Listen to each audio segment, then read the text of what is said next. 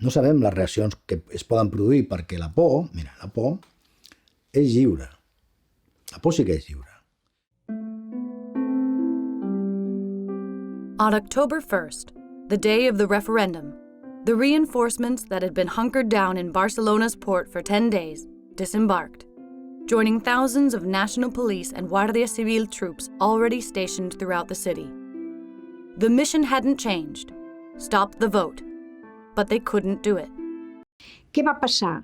Que a primera hora una de les taules van poder entrar a la web preparada, que ja me l'havien donat a mi i jo la passava a les taules. Una de les taules hi va entrar de seguida i va poder fer els primers 2 o 3 votacions digitals. Automàticament, amb aquella web va sortir l'icono de la Guàrdia Civil, error, i ja no hi podies entrar.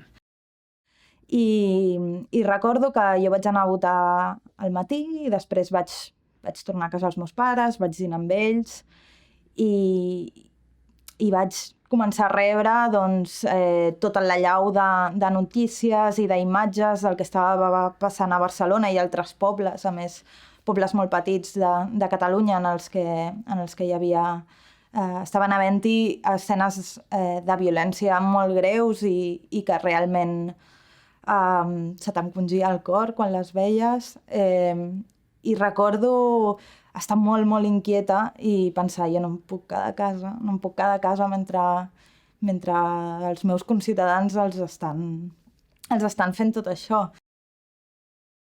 I després hi ha hagut unes concentracions multitudinàries, que és un cas insòlit a Europa, per la constància, pel nombre, per la civilitat, per el pacifisme, malgrat que es vulgui acusar de violència. Però, com que la violència no sigui cantar una cançó, no sé quina pot ser la violència.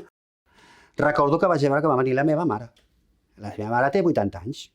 S'aguanta molt bé, està molt maca, sembla que en tingui 68, però en té 80. Això és per si ella ho veu. Aleshores, ella va venir no sola, sinó amb 2 amigues seves i bueno, en aquell cas jo vaig pensar, escolteu, mireu, ja són gairebé les 11. Aquí crec que serà molt difícil. Els ordinadors no funcionen. Diu, aneu cap a casa, que jo us avisaré per telèfon en cas que es pugui votar amb tranquil·litat i amb un mínim de seguretat.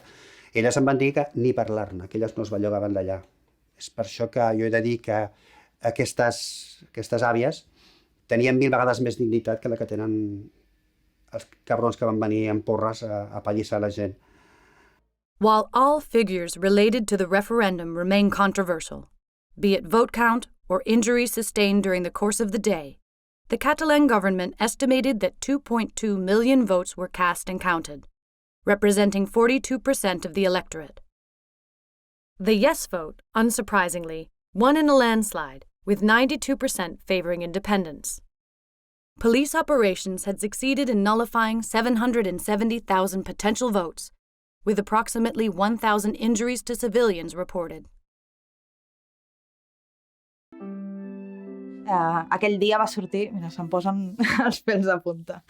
Aquell dia la gent va sortir massivament, no només, no per demanar la independència, tot i que es van sentir, òbviament, molts crits d'independència, però sinó sobretot per condemnar aquella repressió totalment fora de lloc que van patir persones grans, que va patir gent que anava a votar pacíficament i que en comptades excepcions hi va haver cap tipus de violència l'1 d'octubre. Vull dir, sí que és veritat que s'han vist imatges d'algun cotxe de policia, diguem-ne, vandalitzat, però la norma general va ser gent amb paperetes, contra porres.